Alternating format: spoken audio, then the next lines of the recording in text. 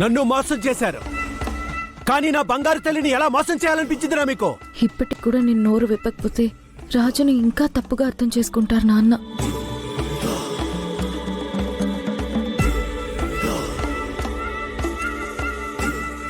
నాన్నా, నువ్వు భయపడకమ్మా. నీ మెళ్ళో తాళి కట్టిన వాడిని నేను వదిలిపెట్టను. నా మెడలో తాళి కట్టింది రాజే అని నాకెప్పుడూ తెలుసు నాన్న.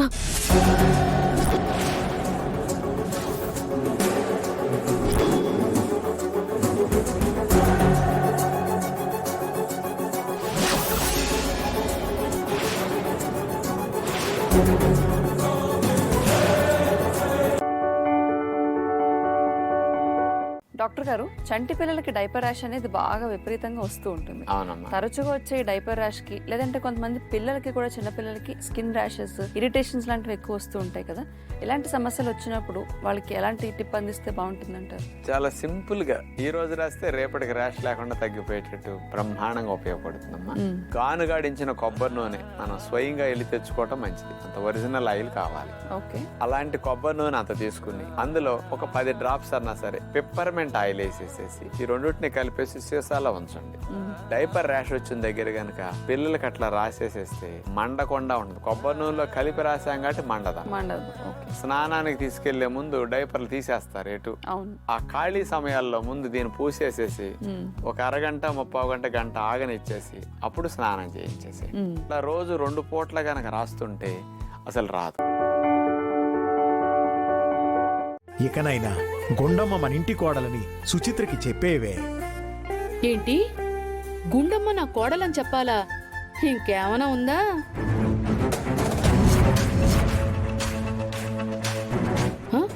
చెప్పగానే సుచిత్ర ఊరికి ఫోన్ చేసి అక్కడ అందరికీ ఈ విషయం చెప్పి నా పరువు తీసేస్తుంది.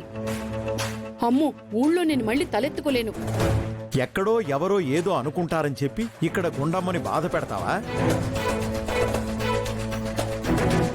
అసలు గుండమ్మ ఎవరే? మన ఇంటి కోడలు. ఆది ఎవరు? గుండమ్మ భర్త.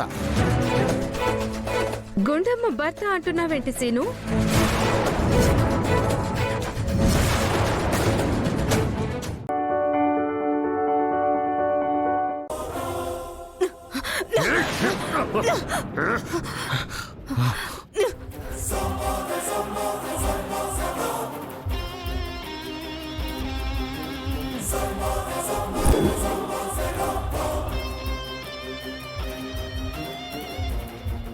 పున్నమి గెలిచేస్తుంది.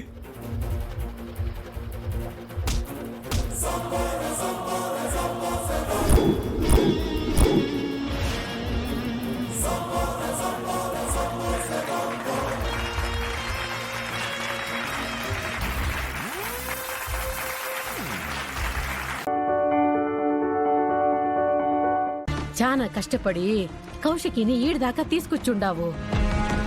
ఇప్పుడు గాను నువ్వు రాకుంటే తప్పు నీదేనని అందరికీ చెప్తాది.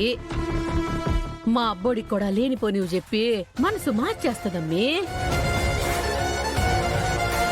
అవునే, మీ అత్తయ్య చెప్తుంది నిజం. ఇక్కడ వరకు కౌశికి వచ్చింది కదా, అది చాలు. దూరంగా ఉండి ఏం సాధిస్తావు? ఆ ఇంట్లో ఉండి ఆ కౌశికిని, జగదాత్రిని సాధించు. ఇక నుంచి నీ తెలివితో వాళ్ళని కొట్టు. సరే, నేను ఆ ఇంటికి వస్తాను. నాకు జరిగిన అవమానానికి ప్రతీకారం తీర్చుకొని తీరుతాను.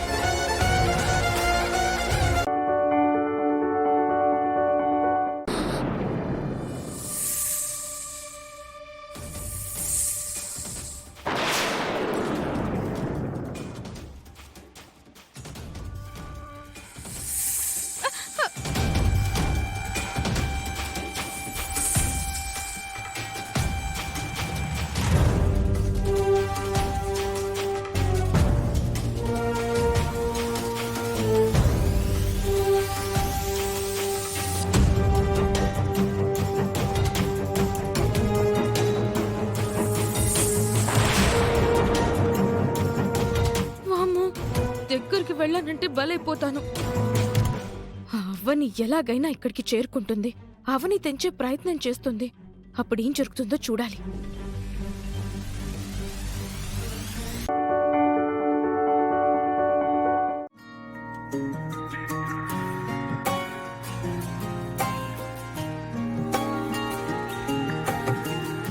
థ్యాంక్ యూ మిస్ అమ్మా.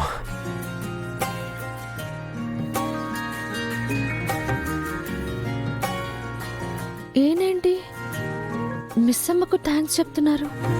ఎందుకండి? నా లైఫ్లోకి వచ్చినందుకు.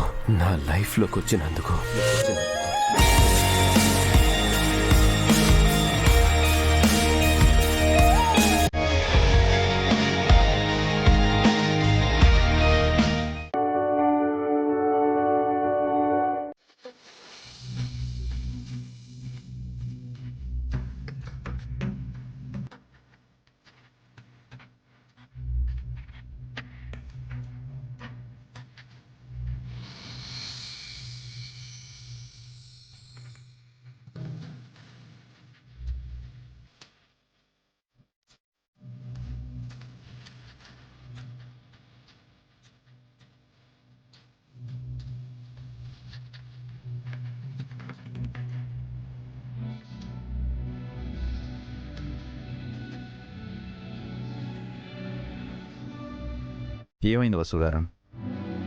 కాసేపు నన్ను ఇలాగే ఉండనివ్వండి. అర్థమైందండి. ఇప్పటి వరకు మీరు పడ్డ టెన్షన్ అంతా తీరిపోయింది కదా? అవునండి. దీనంతటికీ కారణం పద్మ అని తెలియనప్పుడు నీ మీద కోప్పడ్డాడు, కొట్టాడు. కానీ ఇప్పుడేం జరిగిందో, మీరిద్దరూ దూరం కావటానికి కారణమెవరో తెలుసుకున్నాడు కదా? అవును అజ్జ, నిజం తెలిసిన దగ్గర నుంచి బావ ఎంత బాధపడుతున్నాడో నీకు తెలియదు. ఇప్పుడు బాధపడితే అన్న మాటలు మర్చిపోగలనా? కొట్టిన దెబ్బలు మర్చిపోగలనా? చూడమ్మా అద్య,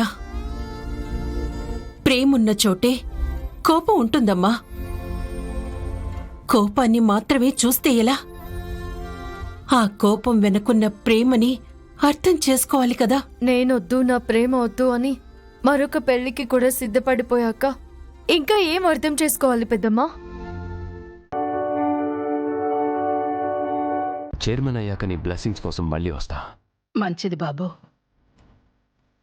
ఒక్క విషయం, మీ నాన్న కూడా ఇలానే మితిమీరిన తలపొగరుతో ప్రవర్తించేవారు. చివరికి ఏమైందో తెలుసు కదా. జాగ్రత్త.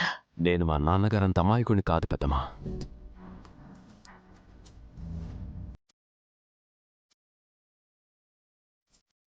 చైర్మన్ అయ్యాక మీకే తెలుస్తుంది. పగటి కలలు కనడం అంత మంచిది కాదు.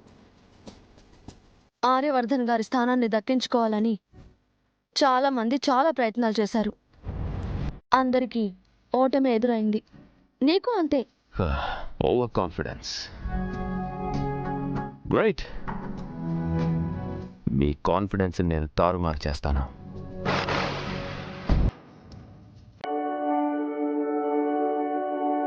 నాకేం కాదు మామయ్య గారు. ఇప్పుడు నన్ను బ్రతికించింది డాక్టర్లో వాళ్ళు చేసిన ట్రీట్మెంటో కాదు, నాకేం కాకూడదని మీరు నా మీద చూపించిన అభిమానం, ప్రేమ.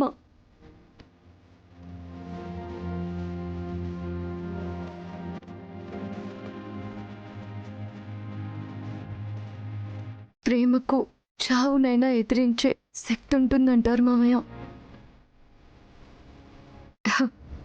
ఈ విషయాన్ని గెలవలేదా?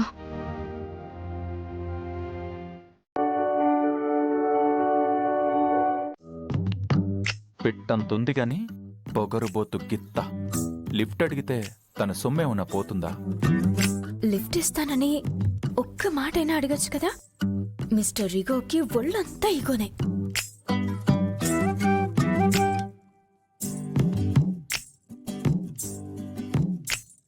హలో మిరపకాయ్, ఆటో కోసం వెయిట్ చేసింది చాలు గాని కార్ ఎక్కు.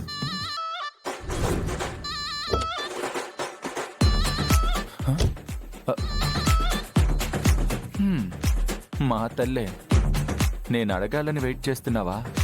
ఆడపిల్లవనిపించుకున్నావు. ఈయనొకడు పిరకోడు. దెయ్యాలు లేవు, ఏమీ లేవు. అమ్మో, అయ్యో నడుము విరిగిపోతుంది, లేకవే. అవును ఖుషి, నీకలా అనిపించుంటుంది అంతే. ఓకే అత్త.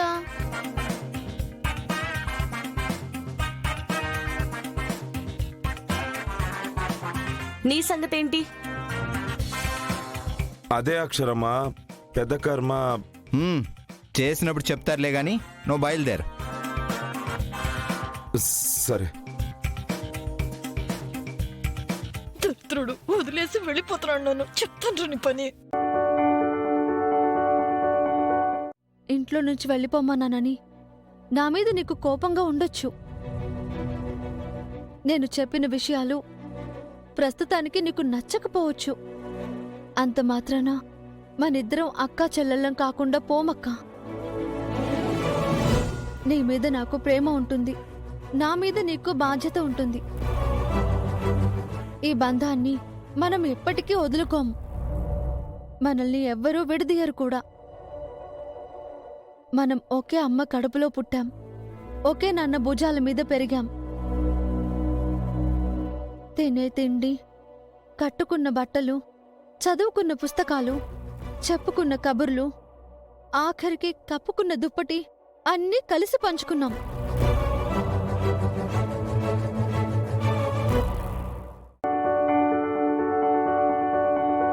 అసలు కుబేరా ఫైనాన్స్లో డబ్బులు కట్టడానికి మీకు డబ్బులు ఎక్కడి నుంచి వచ్చాయమ్మా?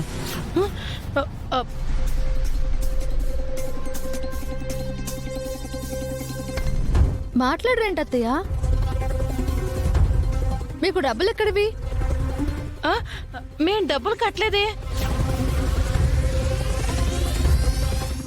అవునవును, మా దగ్గర డబ్బులు ఎక్కడివి? ఏంటి కట్టలేదా?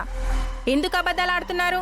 మీరు డబ్బులు కట్టబట్టే కదా, మీతో పాటు ఇంకో ముగ్గురిని జాయిన్ చేయమంటే కదా వాళ్ళొచ్చి మమ్మల్ని తగిలించింది. చెప్పండి, పూజ ఇవ్వకుండా ఫినాన్స్ కంపెనీలో డబ్బులు కట్టడానికి మీకు డబ్బులు ఎక్కడి నుంచి వచ్చాయి?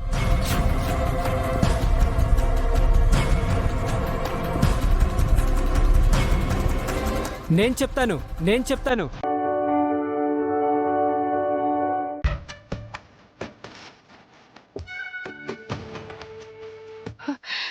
ఈ వరుణ్ ఏంటి ఇక్కడికొచ్చాడు?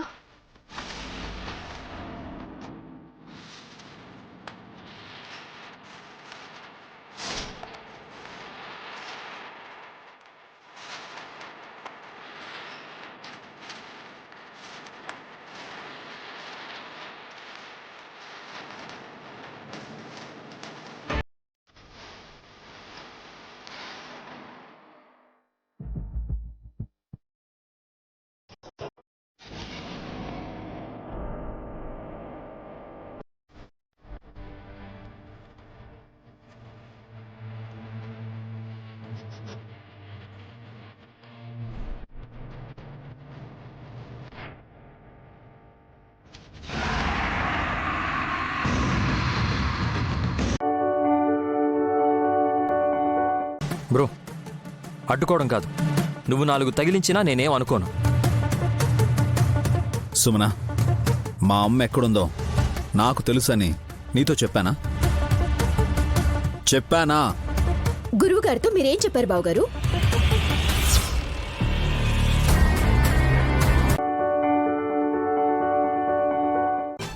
ఇంట్లో శుభకార్యం జరుగుతుంది, సన్మానం జరుగుతుందని నువ్వు మౌనంగా ఉండిపోకు. ఈ రోజు కాకపోతే ఇంకో రోజు శుభకార్యం చేసుకుంటాం. ఆరోగ్యం కన్నా ఏదో ముఖ్యం కాదు కదా. నీకు మాత్రం ఒంట్లో బాగోలేకపోతే చెప్పు, వెంటనే డాక్టర్ని పిలిపిద్దాం. చెప్పు లక్ష్మి, నీకు కడుపు నొప్పి లాంటిది ఏమైనా వస్తుందా? కడుపు నొప్ప అలాంటిదేమీ లేదే. అయినా నాకు కడుపు నొప్పి వస్తుందేమో అని నీకెందుకు అనిపించింది?